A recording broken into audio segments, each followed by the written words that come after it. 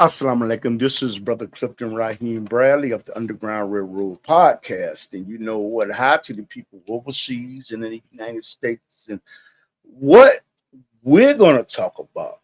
I have Johnny. He has his own show. We're going to talk about Sanctuary City and how does it affect people in the United States, primarily in Chicago, New York, in California, since these are major cities. And my guest is going to give information about what he thinks. And I'll throw in a little commentary too. Okay. Yeah, Johnny, how you doing, my brother? I'm doing well. Cliff, Okay. how are you? I'm doing great, man. You know what? He has his own show. Where's your show at, bro? What show? I have my show is called The Joyful Sound Truth and Conversation. I'm on YouTube, Facebook, um, Okay. Twitter, all the major podcast platforms you can find me on. I got a Okay. question for you, Cliff. Where are you posting this to today? No, this is on YouTube. This is on Okay. Twitch, and also this is on Facebook. And you know what? Thanks to that audience out there and all audience, you know what? Share this like this. But the thing is, there's a big. I'm gonna mention Donald Trump's name. I'm gonna mention Kamala Harris's name. But what we're gonna do is we're gonna talk about the pros and cons, the contrasts and effects of sanctuary city. And what people that don't know what sanctuary city means, there's somebody that does not know. That's somebody that comes across the borders of the United States, through Texas preferably, and they go to cities, a ship to cities that will give them rights, will at some point give them voting rights, will give them social security, will give them a link card, and other rights. But the thing is, they snuck into the country, and Texas governor says, since you classified yourself as a sanctuary city, take them all. It's like me leaving my door open and saying everybody is welcome. I should have no complaint about anybody coming in. But Johnny, thank you for accepting the invitation, brother. I want to ask you, man, about sanctuary city, and it's really, really, really mind-boggling to me. I'd like to ask you, what has caused the economic instability in Central America, not Central, I mean Central America, Mexico, and Venezuela. Venezuela had a big election, got the name of the president, and there should be more people coming to the United States. How did this instability start to where somebody actually wanted to leave their home and say, man, I got to get out of here? Because there's some people that don't understand about the U.S. and what the CIA has done. And can you elaborate on that, please? Well, when you look around the globe Mhm. and you see different empires, Yes. you will find that your empires are built on something, Yes. usually on a particular product. Yes. Okay, Saudi Arabia is built on oil. Mm-hmm. Um, I would say Russia to a large degree is built on oil. Yes.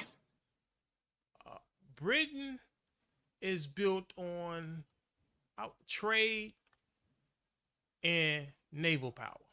Yes. Um, the U.S. is built on bananas.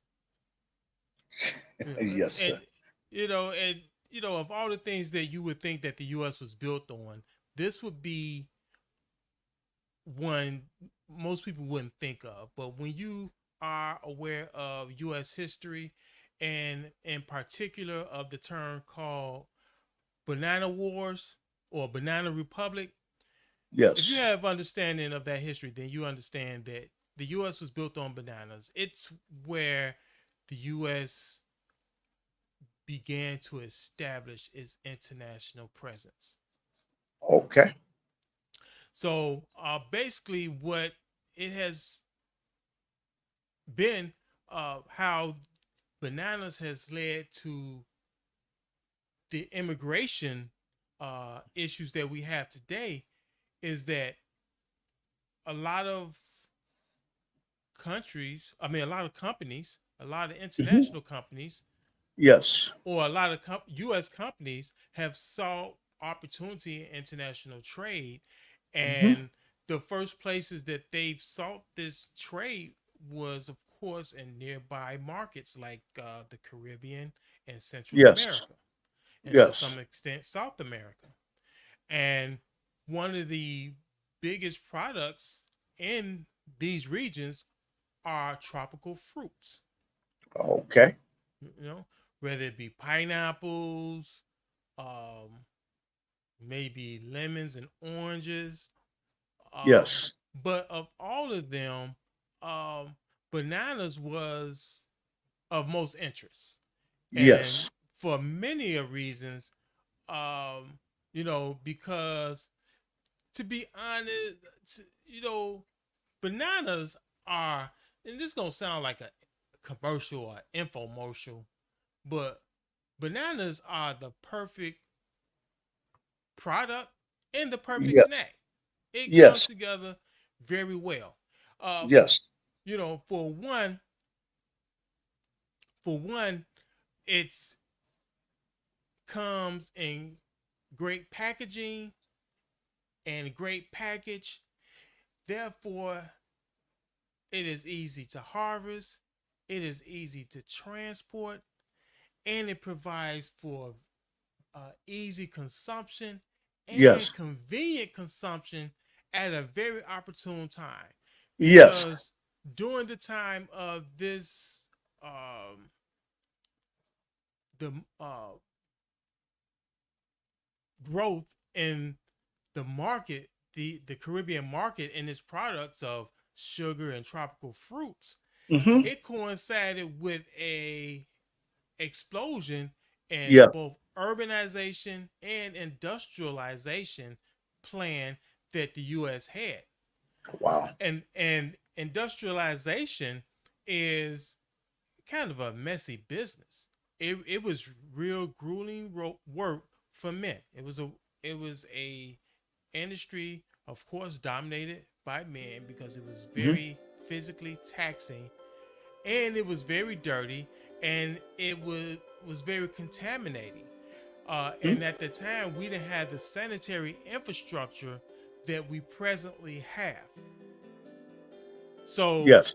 um, it wasn't likely that an industrial worker, before taking a break, was going to wash his hands. Yes. Enter the banana.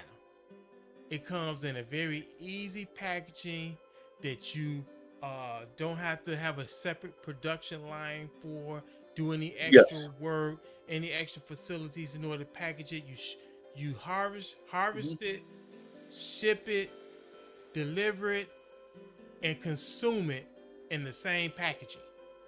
And it prevents contamination, where the industrial worker doesn't have to wash his hands, eat the snack meal on the spot, get back to Hmm. work. Yes. Right? And you know what? When you say, but I would like to. What you're saying is logical for all of the people that are listening out there. I would like to ask you, had in from the studies that you have done, has the CIA intentionally conducted overt actions within Yeah. that So region to cause destabilization in there? And I can remember the Iran Contra thing, but have they caused destabilization and supported dictators or intentionally to so destabilize governments to have control? Um, see, this is where world history is very important, mhm. because modern history, Yes. and of course we can date modern history, uh, you know, in several different ways.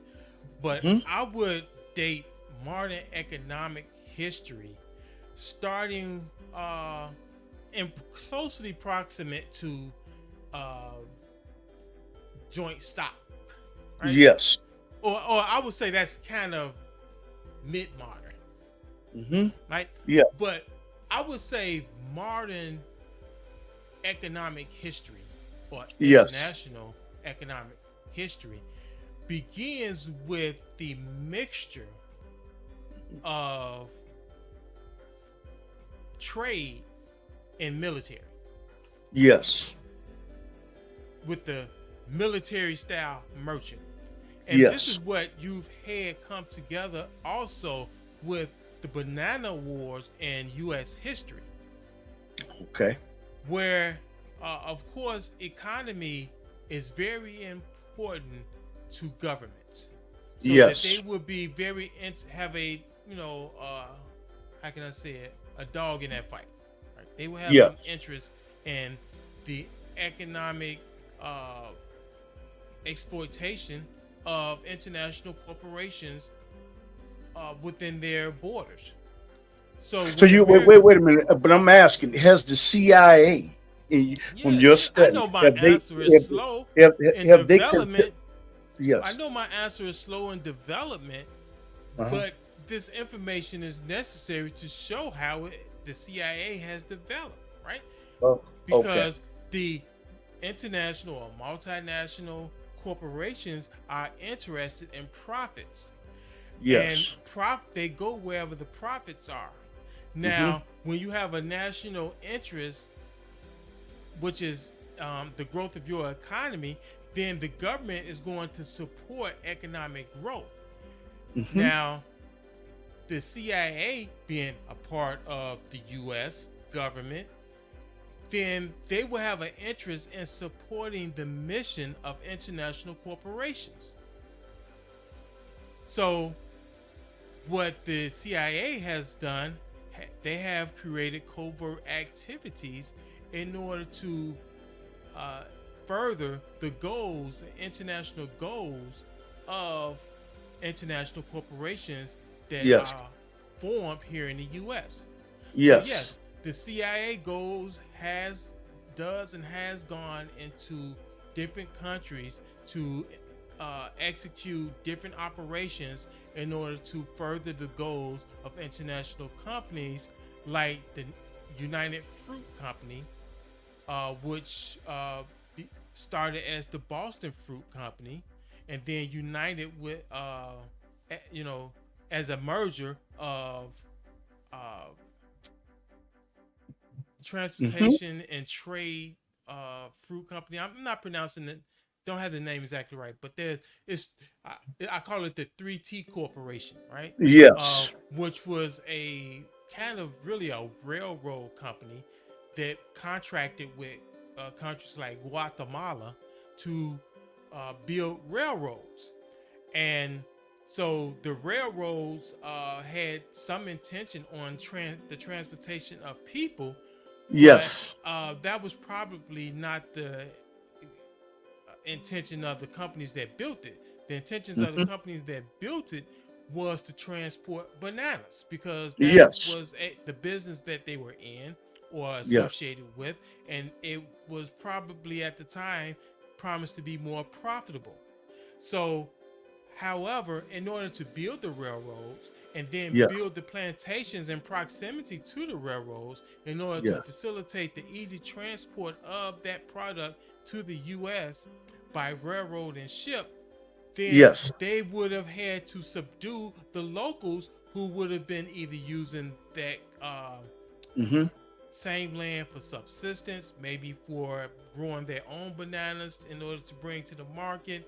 For any number of reasons, they would have had local resistance, which required a political involvement, and sometimes, that would have caused the international corporations to have to negotiate with the local government. And if those negotiations Yeah. didn't go their way, they could take a shortcut using these CIA operatives to go in and sometimes kill people, Okay. bomb Yeah, places. you know what? I got it, but I also like to ask you: has the CIA been complicit in drug trades? Now we With haven't gotten to. We with still dealing with, with with bananas. Okay, I got that Okay, already. You okay, know what? okay, The audience got that. I okay, get it.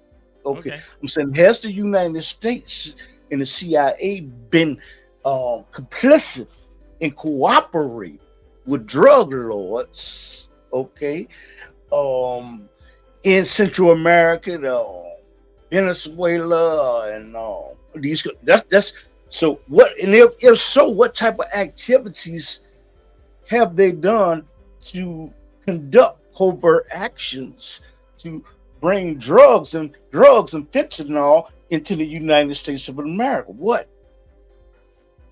I'm not as familiar with the uh, Uh, opium trade, mhm, right? I mhm. know of events, right? I Yes. know I know they do that. Um, Not I'm much more familiar because this was in one of my papers in school. The Hmm. banana wars. I've done several projects on the banana wars, Yes, uh, sir. but I'm probably more familiar with the CIA involvement with the opioids in Wow. Afghanistan than Uh, with cocaine or okay. opioids in Central and South America. So you're not familiar with Ronald Reagan getting drugs for guns. You're not familiar with that at all. That Oliver, one Oliver yes, North. yes, I'm familiar with that one operation, right? But I Okay. don't know the What history of it. happened in that operation? Well, there was, the CIA does a lot of underhanded things in order to get money, right, to fund their operations. So they've been known to uh, deal in drugs and use the proceeds from those drugs to buy weapons in order to arm people to do their bidding. If they're not going to have their own soldiers on the ground, they've used drugs, sold drugs, and took the Wow. proceeds to buy weapons to arm certain rebel groups to fight for their causes. And this was the case in the Iran Contra uh, deal that Reagan made to get our hostages out. So, Yes.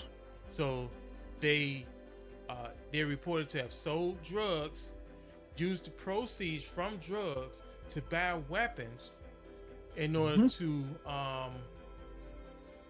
arm these rebels Hmm. in Nicaragua, and it was as a consequence, they used that to make a deal to get the Iranians freed from. I mean, the hostages freed from Iran. Hmm. What are some of the who are some of the dictators that the CIA has um, planted in to do their dastardly deeds? Who are some of the dictators? Um, Manuel Noriega, that's Okay. a famous one that was associated with uh, drug deals in Central and South America. Yes. Uh, in terms of um, the banana trade, uh, they've had associations with leaders like Fernando. Can't remember his name. What's this guy name? Uh, it's a leader Hmm. down there in Guatemala by the name of Fernando. Yeah. Uh, so, Did they or have any? Did the CIA have any dealings with Carlos Esteban, who was a notorious drug lord that is now locked up in prison in the United States of America? Esteban. Who? What was his name? I forget. I think his name. Who is? I forgot the big drug dealer that got caught from Mexico. I think it was. Oh, I was going to say because Esteban is dead. Okay. No, it's another leader. I No, forgot you his name. talking about walking El El Chapo. Chapo. Yeah. Yeah, did the CIA in the United States have anything with doing that, and then saying, you know what, we tired of you, and then they had him abducted and brought to the United States. Did the United States have anything to do with El Chapo? That's a little bit more than I know. I don't know uh, their involvement with El Chapo directly. All I know Okay. is that he was a major contributor to street drugs here in Chicago and the rest of the U.S. Hmm. And did they do the right thing by putting El Chapo away? You say he was a drug lord. Did Finally, they? yeah, finally, yeah.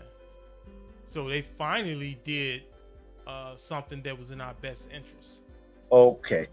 And he's in the super max right now with Jeff Ford, Dale Rookins, and Larry Hoover of the Gangster Disciples, and they lobbying for Larry Hoover to get out of jail. Right?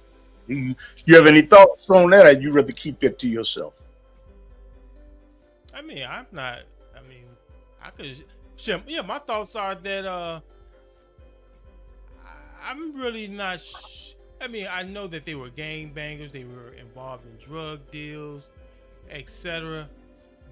But given the effectiveness of our law enforcement, Yes. my thoughts is that they never should have locked them up. Not because they're not guilty, not because I'm okay with crime, but look at the aftermath.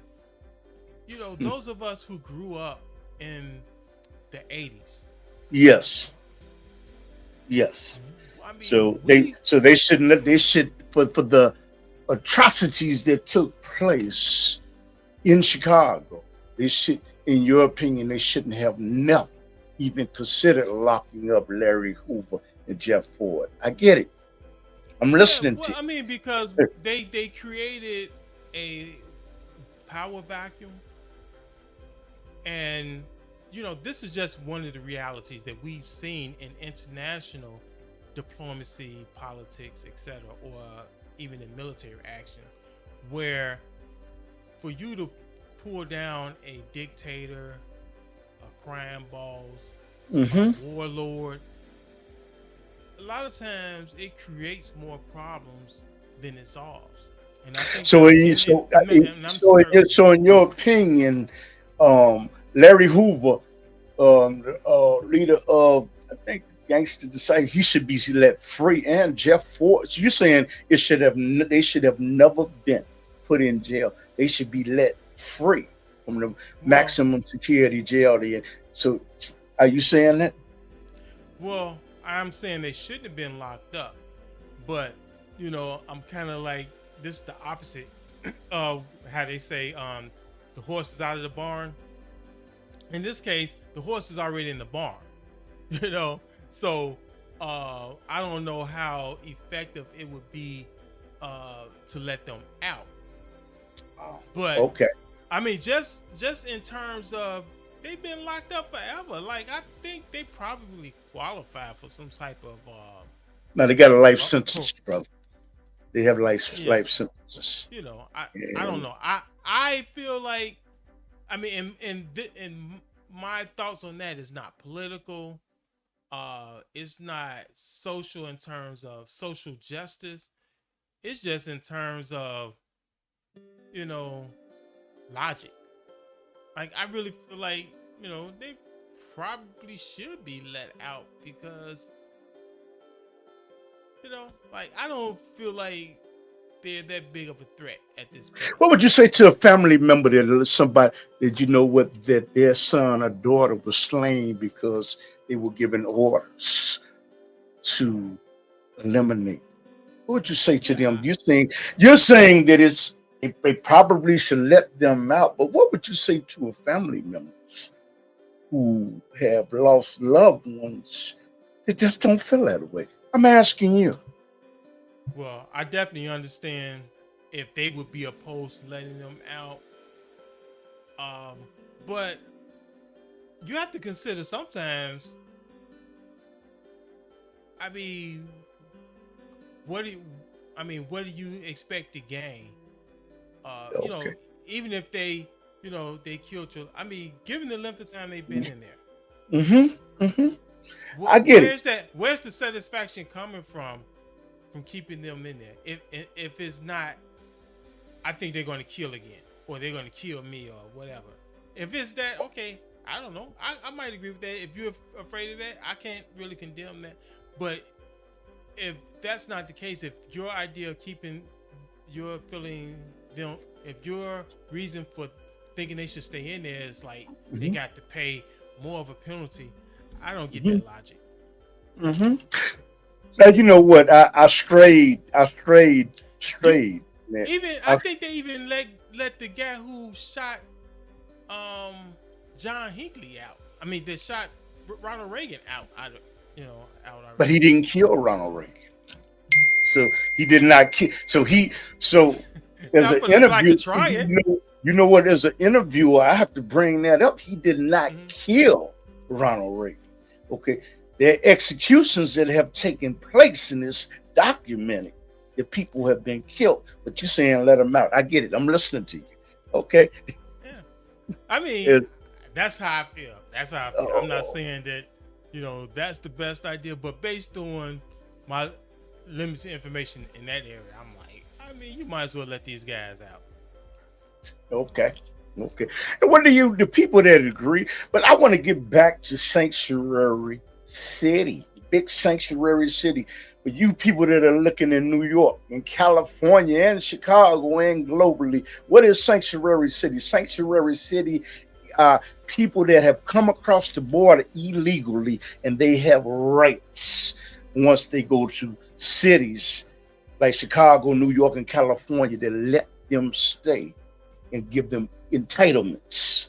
Okay, that was supposed to be for citizens. But I want to ask you something. Since you have made the statement that the banana wars, okay, and El Chapo and Ortega, that the United States and the CIA have supported, okay, they have supported covert actions to maintain power and get drugs.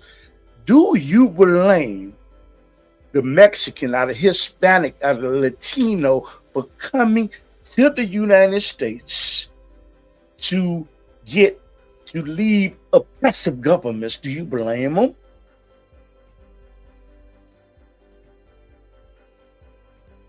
Not really. Not really. But oh, you mean specifically an oppressive government? I don't know Well, about that.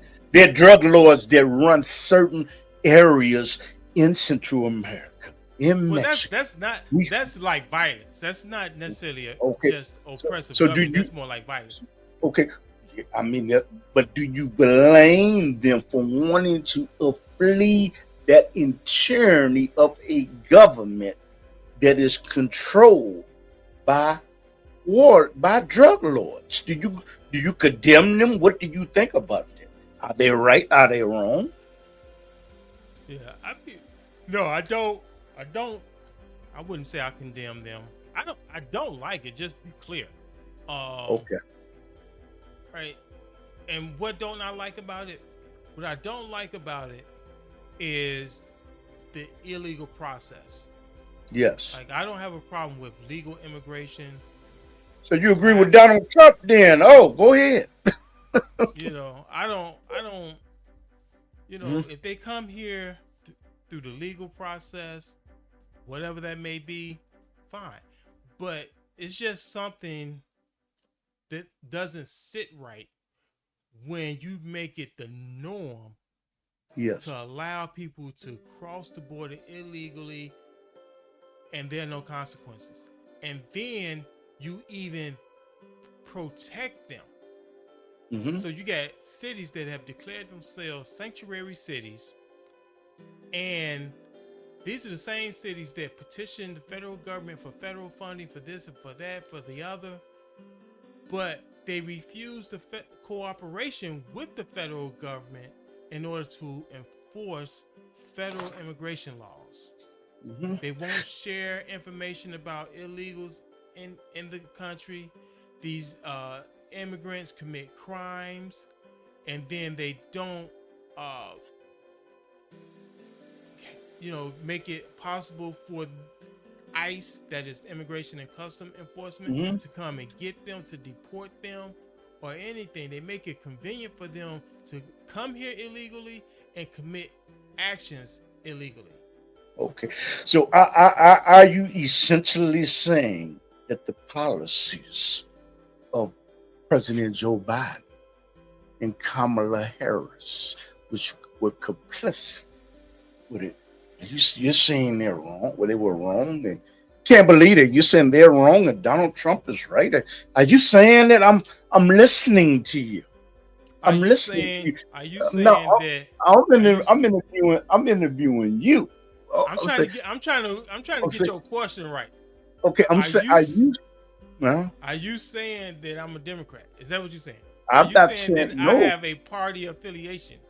Okay, no, I'm not. You might be nonpartisan. I'm not saying that. Okay. I'm Okay. saying is what you're saying is that Joe Biden, which is the president of the Okay. United Okay. States in year I got you. 2024, Okay. and Kamala Harris were Hmm. complicit in letting people cross the borders. And you just said you against it. So you're saying, essentially, are you saying Donald Trump is right? Because he appears to be saying the same thing you say. Yeah, I'm saying that the parties Mm-mm. are playing political football with our uh, communities. Let me ask you the question in a different way, brother. I ask you the question in a different way. Is Donald Trump right or wrong? Is Kamala Harris right or wrong? You're saying one thing, but you're being evasive. But I'm trying to get you to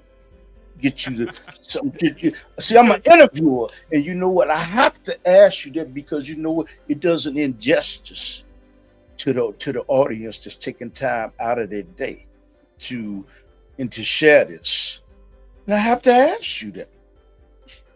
Okay. Well, I mean, I don't want to uh, be Go ahead. painted like I'm endorsing Donald Trump. So yeah. So Donald Trump has articulated the right side on the immigration issue. Okay. Now, is that his conviction? I believe Donald Trump is his own conviction, but how he articulates the border policy Mhm. is, I think, more appropriate. Okay. Okay. Good. Okay. And I'd like to ask you something, man. Why, with the people coming in, do you feel that it is unfair where an individual that comes into the country, they're born in the country,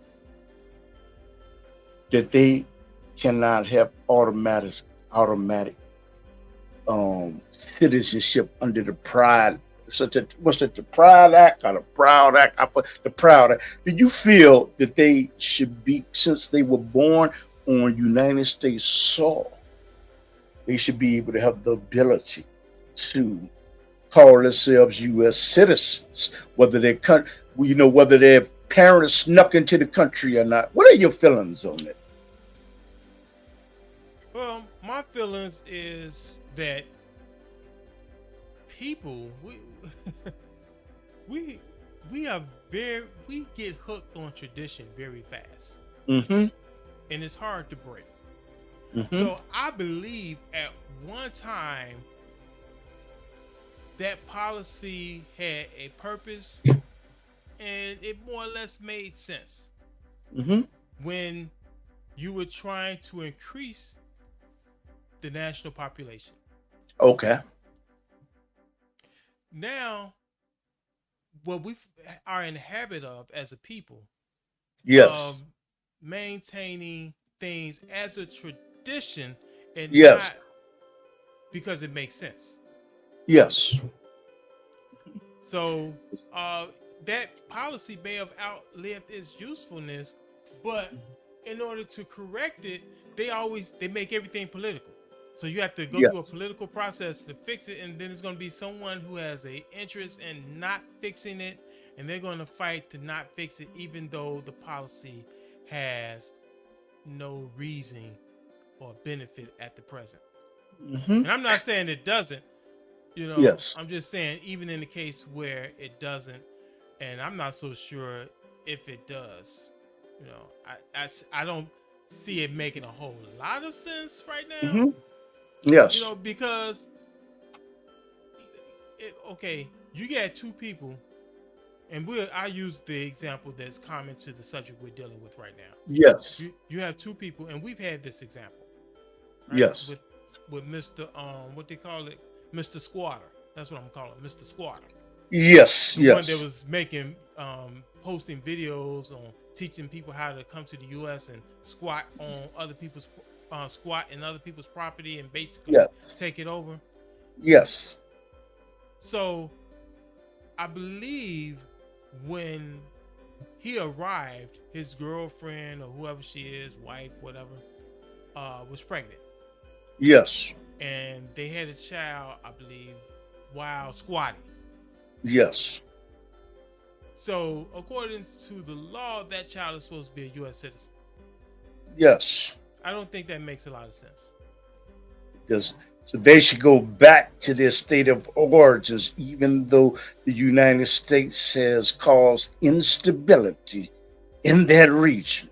They should go back if they snuck in, even though the United States has done dastardly things. They should go back. That's what you're saying.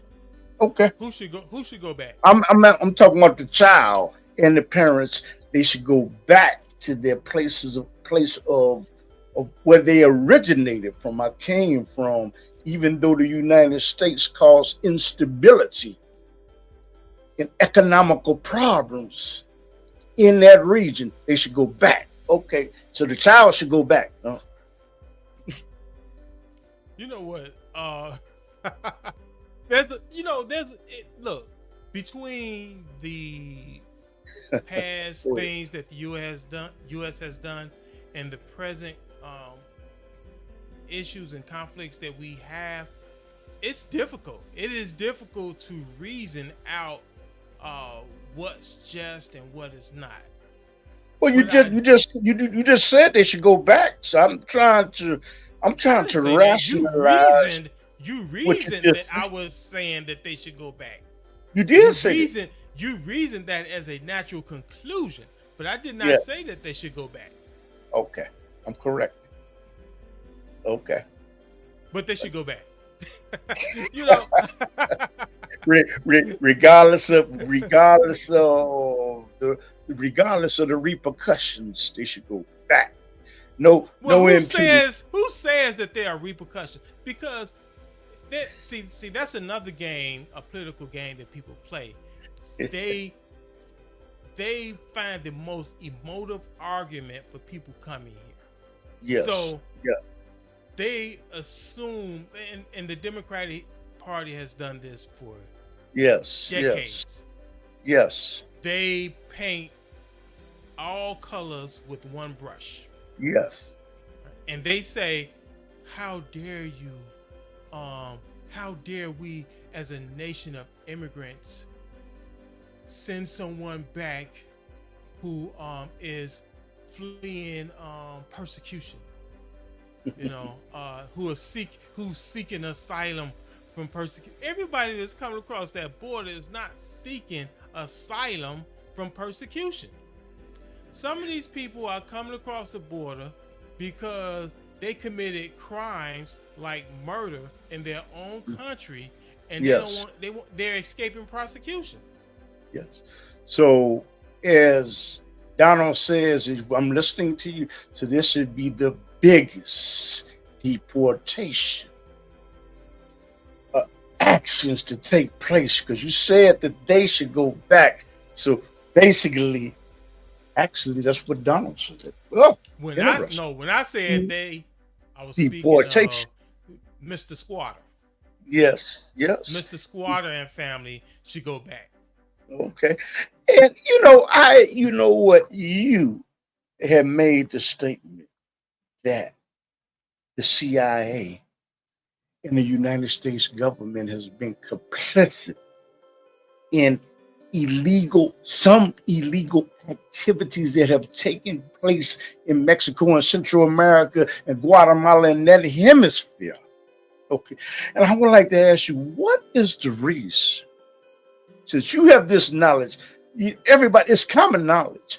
What is the reason that the people in the United States have not made an uproar about these dastardly deeds being conducted and underhanded deeds from the banana wars to um, El Chapo to the war? What's the reason that the American people have not said, you know what, enough is enough? What's the reason, in your opinion? I suggest three reasons. Uh huh. The first one is lack of information, right? Because this has been going on for over a century, Mm-hmm. and U.S. citizens initially was not aware. Mm-hmm. Even when we get radio, this was not something that was broadcast. Mm-hmm.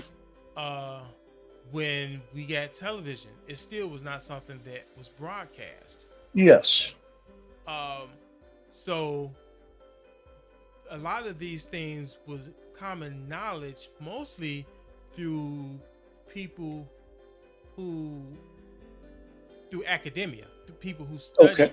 in those areas, Mm-hmm. and maybe set up their own distribution channels of flyers and pamphlets, or they were a Mm-hmm. professor on a campus Tell that you so. I want to tell you something quick. You got a lot of people looking at you on YouTube. Go ahead, brother. Uh huh. uh, that were activists, Mm-hmm. that were activists in these particular areas. Yes. So that's that was probably the main channel of how that type of information got out. Yes.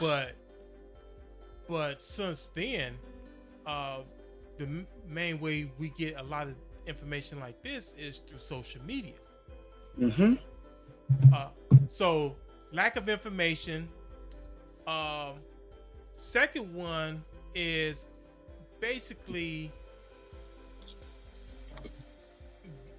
government, basically subverting uh, or subjecting the people, where uh, you know we have not always enjoyed the First Amendment, even though it was written, Yes. and we still don't always enjoy the First Amendment. Yes. Without some type of retribution. Yes.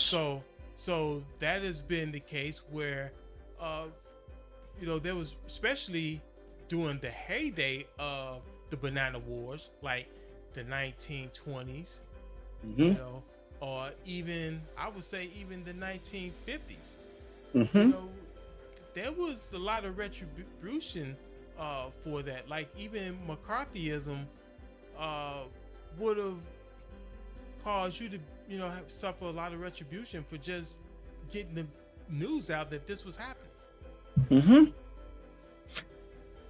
Like that. I like to ask you to address this. Now there are people that I'm just looking. I'm looking at the number.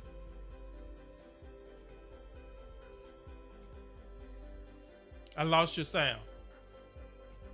Oh, Cliff.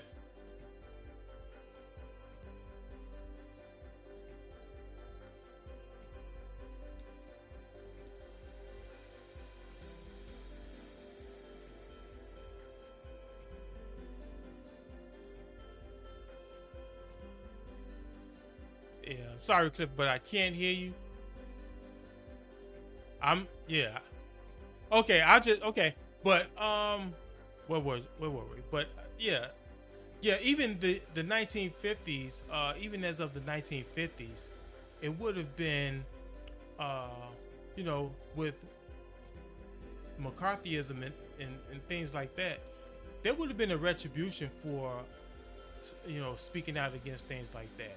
So between the lack of information, uh, retribution, or at the same time, not a lot of people feel connected to things that are not happening either inside their city or inside their particular neighborhood or even inside their house.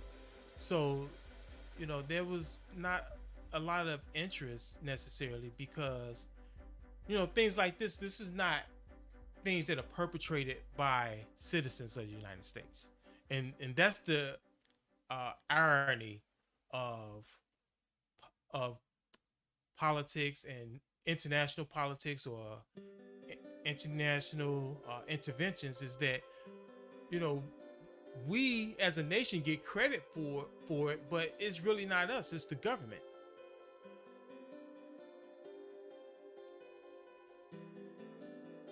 So um you know i I think that's why um there's a I mean, I don't know. I guess it's a lot of need for non-governmental international diplomacy, right? Where peoples from different nations come together and interact. Because if we don't, we will find ourselves having certain attitudes towards other nations when a lot of times it's just our governments that's in conflict.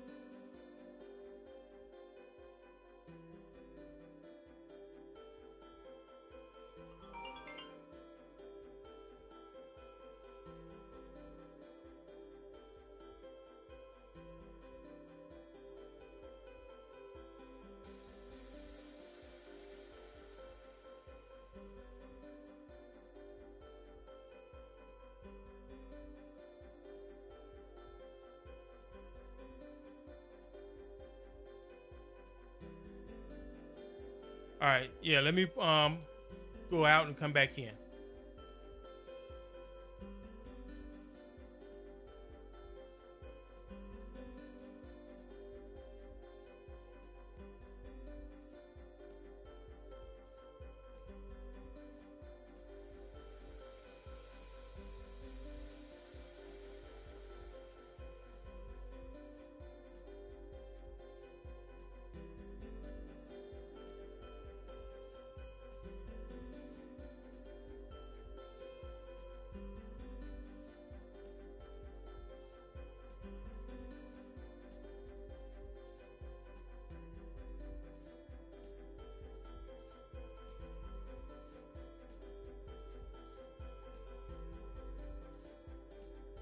Can you hear me?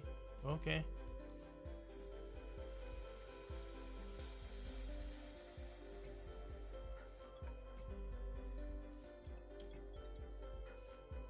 Yeah, Cliff.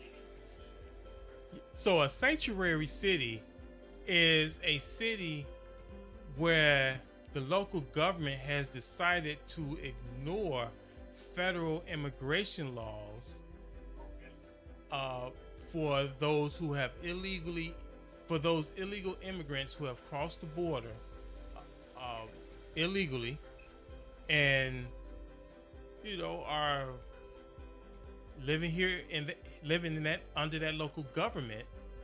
And so then they make the laws where it's easy for them to escape. In fact, they teach them how to avoid arrest. Yes. Right? They teach them how to avoid arrest and create laws that make it unlawful. And that in itself seems unlawful to me, to make laws to make it unlawful to follow the federal law. Yeah, but anyway, this is what they do. They make laws to make it unlawful for the police to, or anybody else to inform immigrations and custom officials or the federal government of illegal immigrants' immigration status, unless they commit major crimes. So they can be picked up for shoplifting. They can be picked up for breaking into your car, different other things, and then they'll get a court date that they may or may not show up to, and that's it.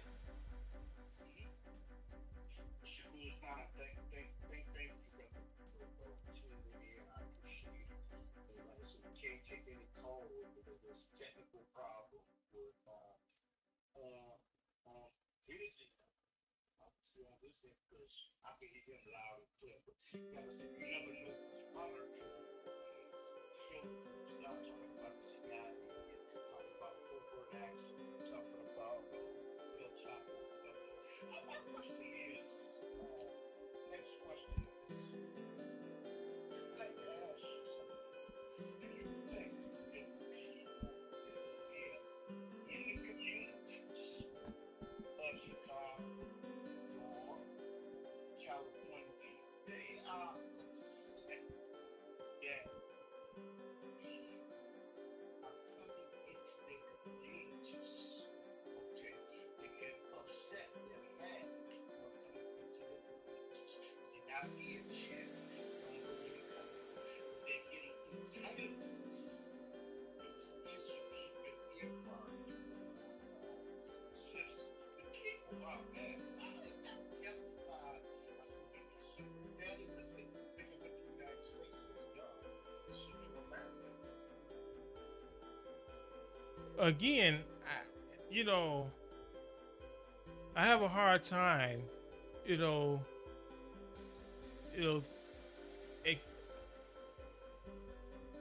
rationalizing a fix for something we did internationally, uh,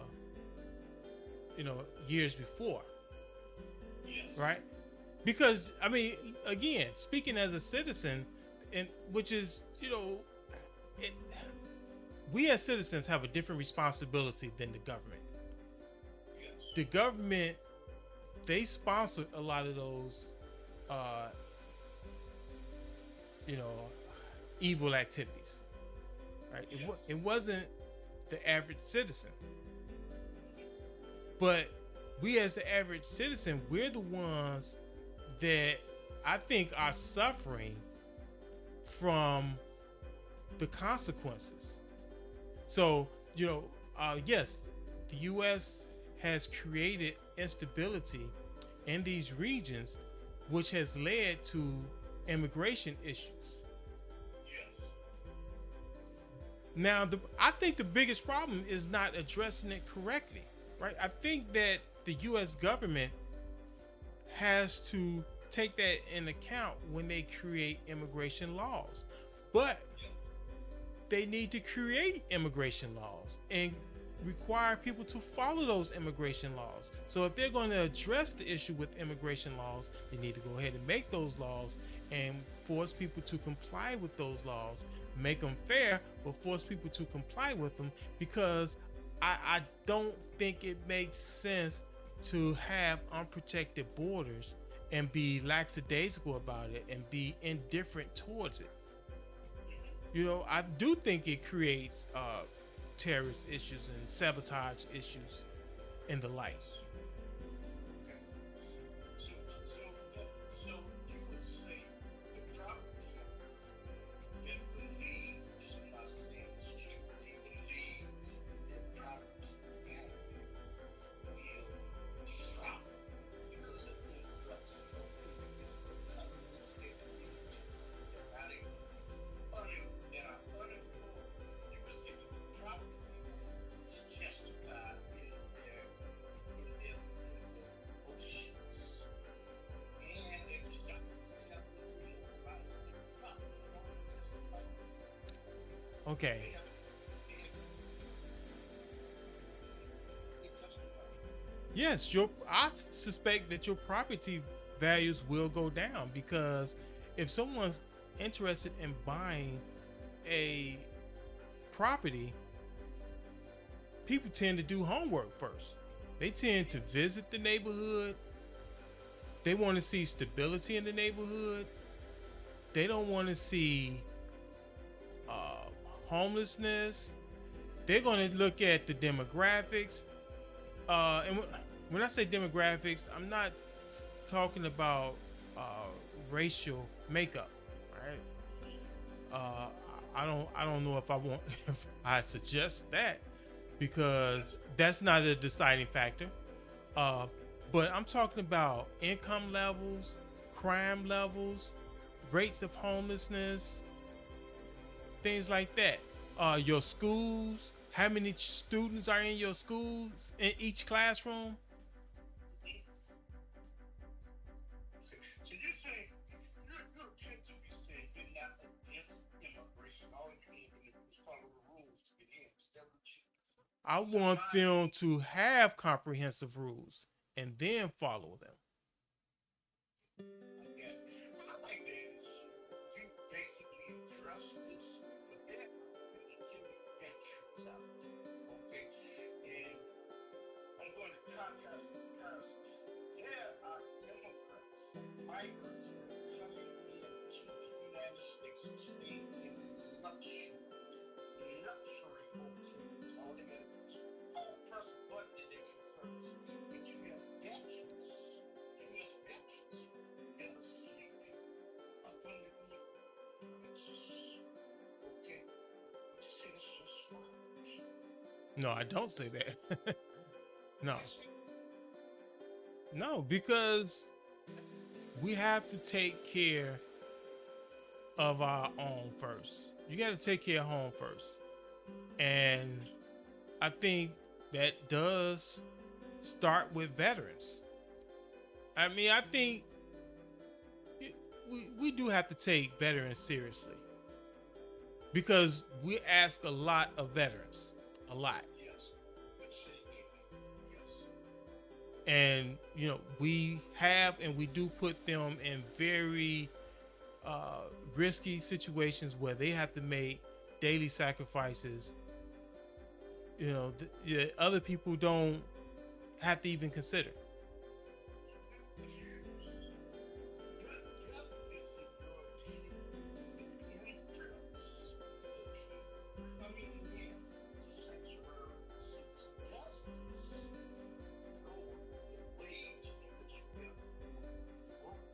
Yeah.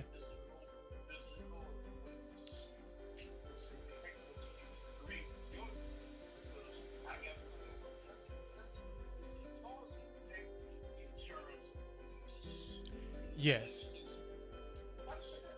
Yes. I mean, it makes logical economic sense.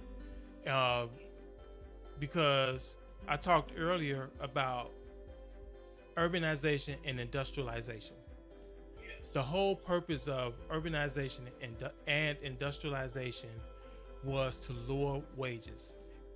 It put industry and production facilities near urban areas where there were large populations, so that there was greater competition for those jobs.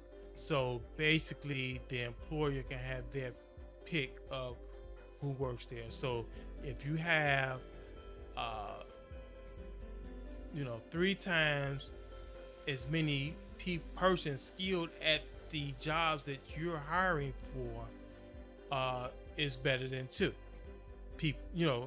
On average, like if you have on average, let's say in a 10-mile radius, two people that are skilled, let's say for the particular job being offered, there's a 2-to-1 ratio of skilled people for that job within a 15-mile radius. Okay, not so great. Be better to have 3. And if you have 5, you're doing even better. And that lowers the wages that you have to pay them because you've increased the competition for that job. When you talk about sanctuary city, I saw a better, I've been there. He said that Vice President Kamala Harris in 2024 wanted to go down to the north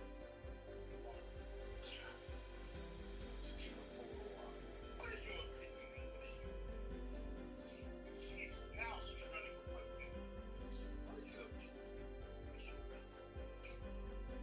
Well, my opinion is I don't like politics. Right? I don't. I just wish people would do what's right for the right reason, and that's it. What is your perspective on the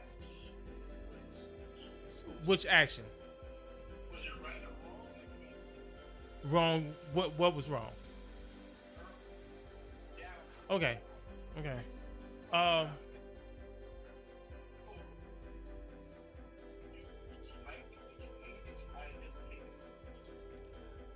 I recall vaguely. I mean, my memory in certain aspects is pretty good. And I think I recall Joe Biden saying that Kamala Harris is the point person on the border. I remember hearing that. I don't think I'm wrong. Yes. And then she's only been to the border once, even with all the controversies we've had at the border. I mean, she didn't go down there during those controversies. Yeah, that's a problem. Your perspective was it bad? You don't care one way. I think if the border is her responsibility, she should have been down there more than once. And she should be very active when in regards to immigration, right? And not just active but responsive. And it's look, they keep putting immigration in the political zone. But and so that when we look at what's going on, we don't take it seriously or we don't really perceive it. I've seen and read enough about what's going on at the border to be concerned as a Chicagoan, even without them busing immigrants up here.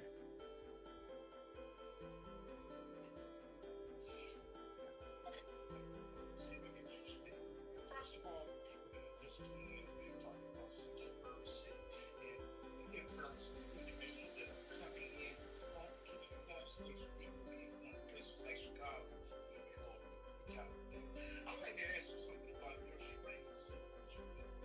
About what?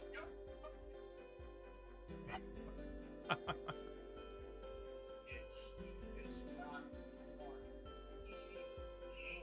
He wants to dump water business in down the buses and they bring people.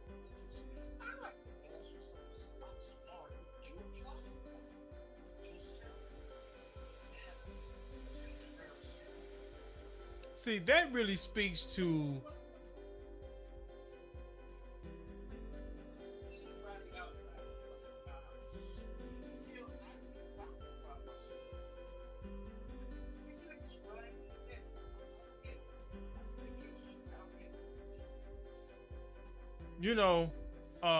hold on, let me do something right quick.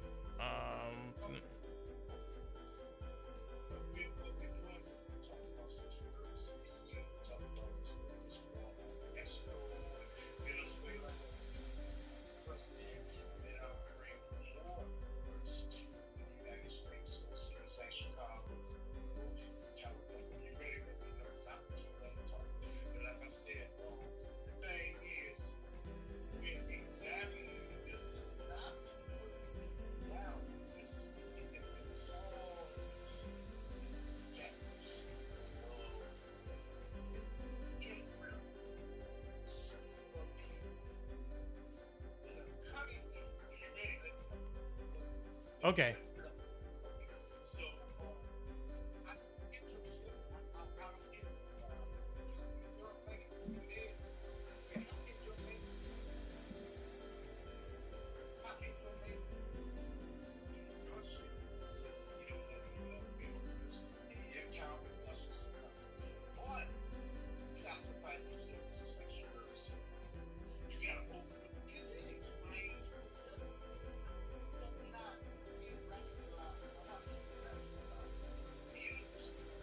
Well, that speaks to what I was saying about the banana wars.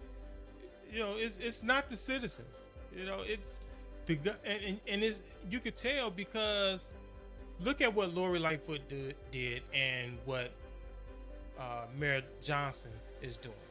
Okay, Lori Lightfoot was adamant and animated, stating that we're a sanctuary city, and she articulated a justification for it and was staunch in her defense of being a sanctuary city. And all along, I believe most citizens was like, "Are you serious? How?" It was to me very elitist, because she's not being touched by it like we are. It's like she doesn't have a dog in the fight, but she's over the race. So she, of course, she can justify it and have a staunch stand for it, because she ain't feeling what we're feeling. All right. I take the scenic route. I apologize, but I take the scenic route. She was all on board. She kept justifying it. It was like, oh, immigration is the thing, it's the right thing to do, et cetera, because she's not being touched by it, because, she has her security detailed, and, she's kind of excluded from the life that we live. Right. But can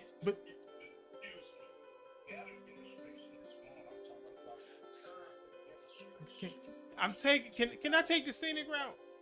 All right. So then she, by the time she left office, she was claiming, "Oh, it's too much. We can't handle the influx of immigrants." This is something we understood as citizens already, and while you kept defending being a sanctuary city, we already saw this. Now all of a sudden, you're talking about we can't handle it. We knew this. Okay. Now, what this is showing you, when you look at what Mayor Johnson has done, he came in saying the same thing. We're a sanctuary city. We was justifying it. He was trying to put taxes on the ballot to get it raised to support the immigration influx. And then next thing you know, he's talking about he's going to impound the buses. Like, that let you know that they're not considering us when they make these decisions, because if they were considering us, they would foresee the issues and get ahead of it, and not take drastic, even maybe draconian actions to correct a problem that they created, that we foresaw years ago.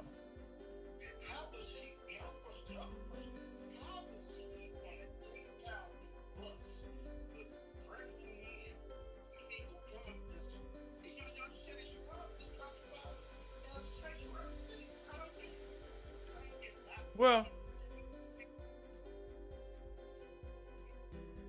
of course, as given our experiences, we'd be like, okay, yeah, impound the bus. It's not a permanent solution. It's not a permanent solution, but we need you to do something, and then the way the laws are, it does allow him to do that, because you have to have a permit to operate these vehicles in the city. So they have to give you permission, right? So you have to make a payment and get this sticker in order to do these operations in the city. So if they revoke that, then you can't.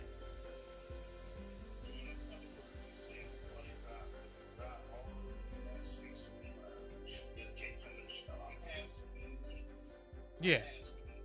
Generally,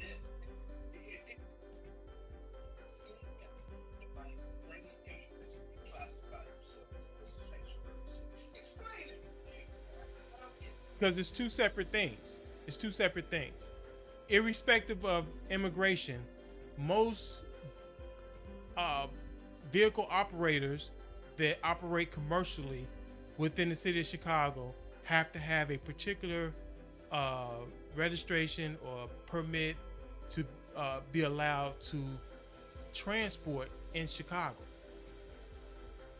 So, uh, if you don't comply with whatever, they can stop you from operating in the city, right? Which is a thing totally separate from immigration.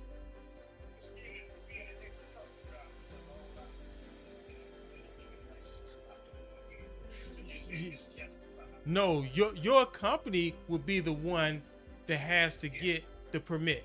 You may not even know it.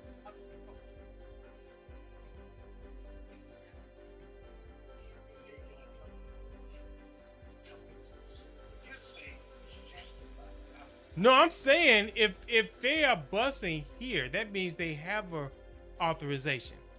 But he can rescind that authorization can be rescinded and then your bus impounded because they what they determine. They determine that you're operating your vehicle contrary to the normal policy of how you conduct your business.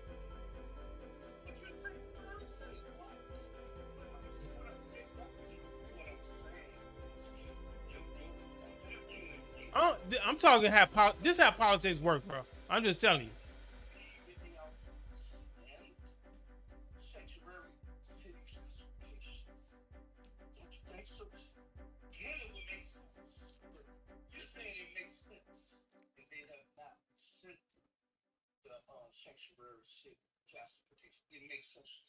First of all, if I don't think they have the right to classify as it is defined.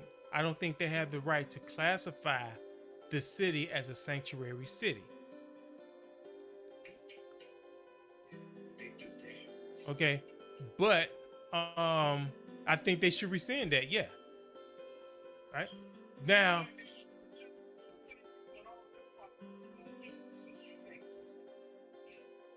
Well, me and my followers, we gonna be saved. That's what we gonna do. We gonna we gonna live holy, right? And that's what we gonna do.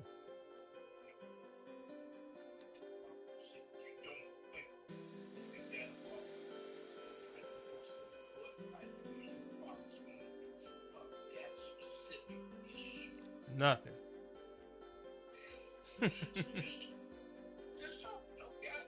Nothing.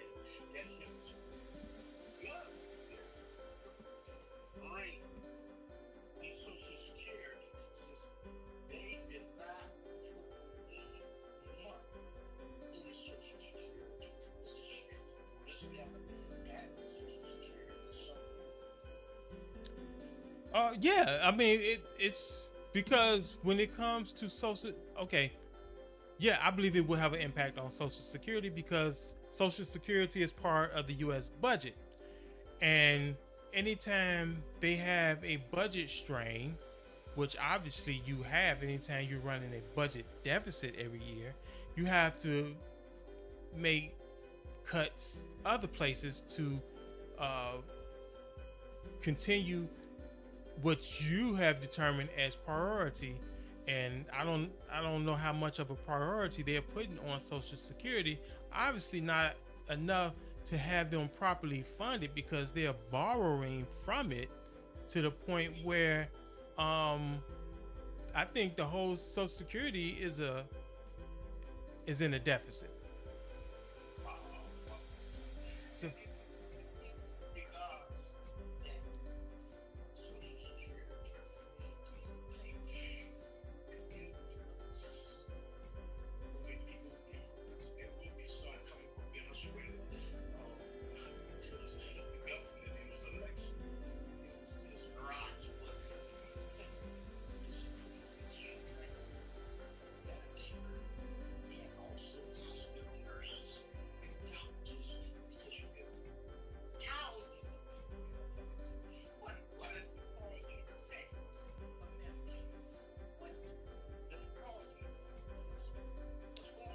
That means Medicaid is more expensive for the taxpayers. It also means that um, it's less available for those who use it.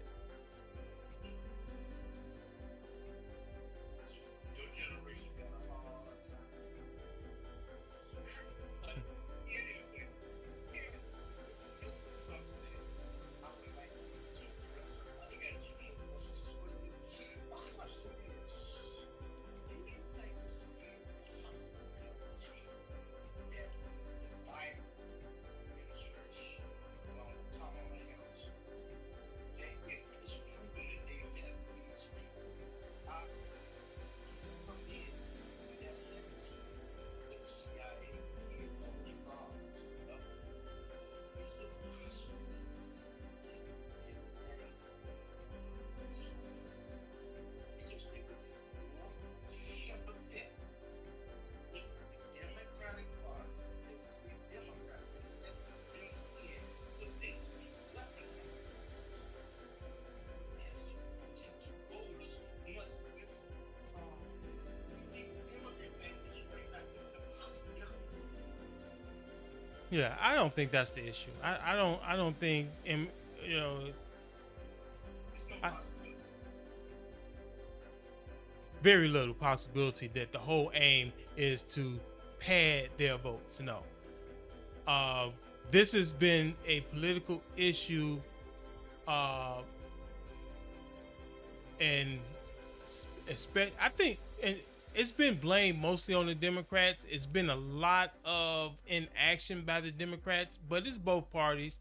But most of the Democrats have been inactive and unwilling to come up with comprehensive immigration laws and policies. So you said, I guess what you're saying is, even though they would let in a Democrat administration, they would not be sympathetically on the Democrats side getting to the country. So they would not, the majority will not be people. I, you know, I put it like this, you know, maybe my associations are very limited, but the immigrants that I've gotten to know, and I've gotten to know a few, and I think, oh, you wasn't with me, you know, because I've done a lot of interviewing of immigrants, and from my experience, if they were to vote, irrespective of, you know, our immigration policies and situation, they would be Democrats anyway. So I don't think they're turning Democrat because the Democrats are the ones that have the lax borders. Yeah.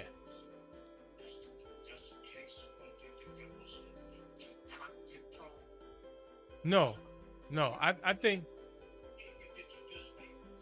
yeah. So I don't think that's the Democrats' reasoning. I think that the Democratic Party is just very leftist, and it's like order is bad.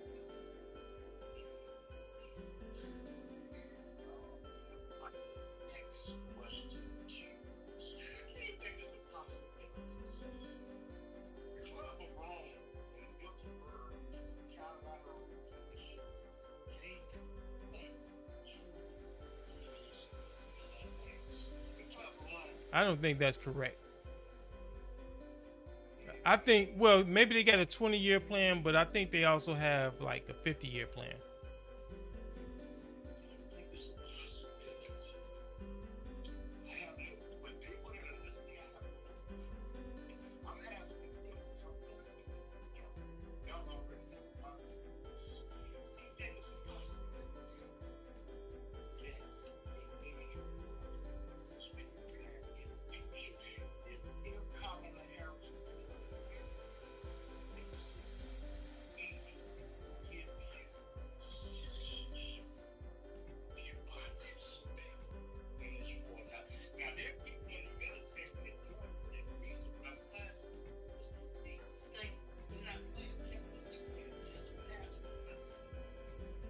Yeah, so I think that there will be a war soon and that no party or either party that's in office, they're going to present that.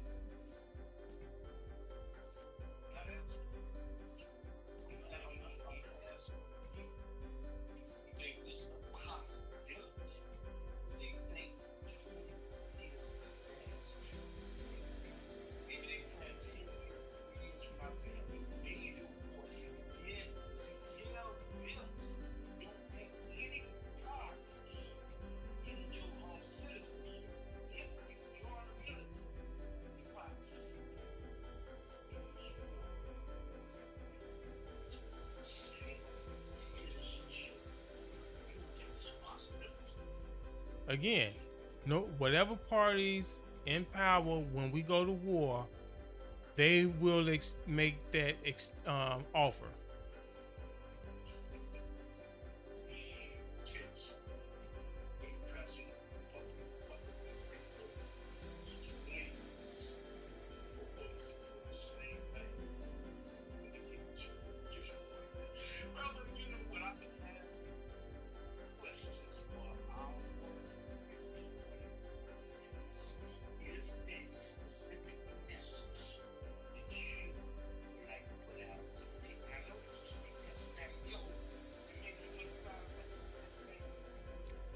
De cierto, yo quiero decir que te, inviten para visitar a mi sitio de web, uh, Truth and Conversation, a un día, algún día, y para escuchar a los mensajes que yo tengo sobre los cosas espiritual,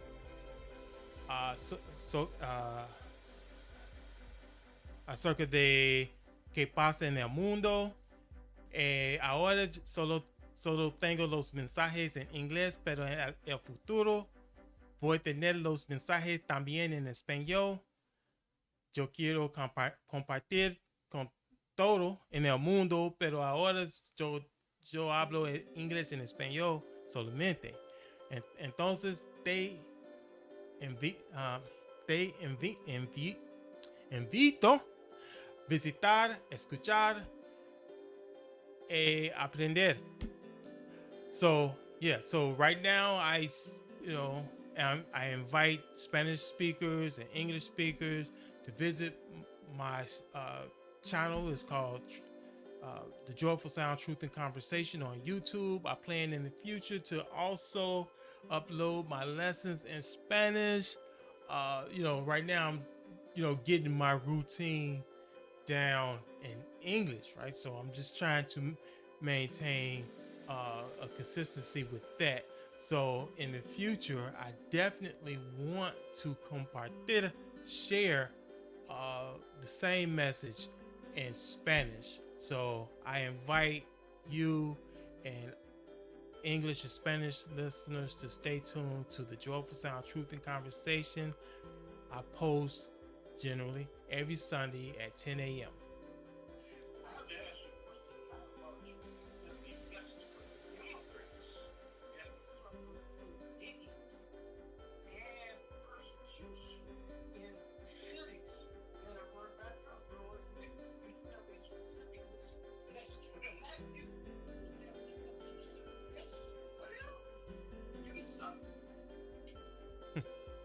Oh man, I'm not even sure what the message is. Besides, in this time and now, no matter what situation we're in, Jesus is the answer. That's my message of hope. Jesus is the answer. So run to Jesus. That's my answer.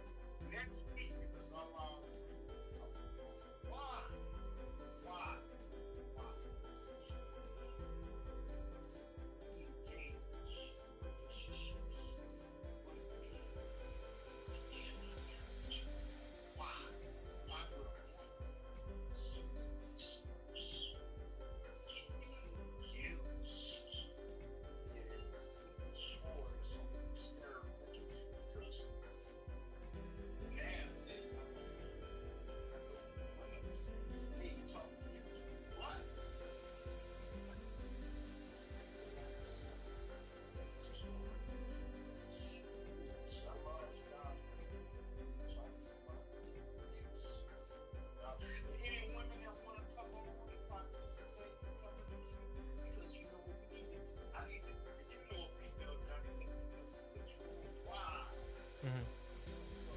You look to the sound. You know what happened? If you do not have fathers, you do It's, not have fathers. You do not have fathers. When you look what's there, what is that? Look, if you could say this, I'm to have a male, you don't have a father, and play. You can compromise your potential. mm-hmm. You Yep. can never let a man use you as a sexual tool. Even if he says he loves you, you don't control. Use this big body tool control. Watching the Underground Railroad. Come on. Every Saturday night at 10:30 in Chicago. 10:30, when I say 10:30, I mean Central Chicago time, West Dallas. And I must have been website. I put that description. You'll get to this podcast. It's been ignorance. Yeah. Thank you for letting me facilitate. And I'm going to tell you about bad things. On certain things. And I can't see. I said, I'm like, like that. No matter where you are. This is the case studies. Interviews. Because you know what?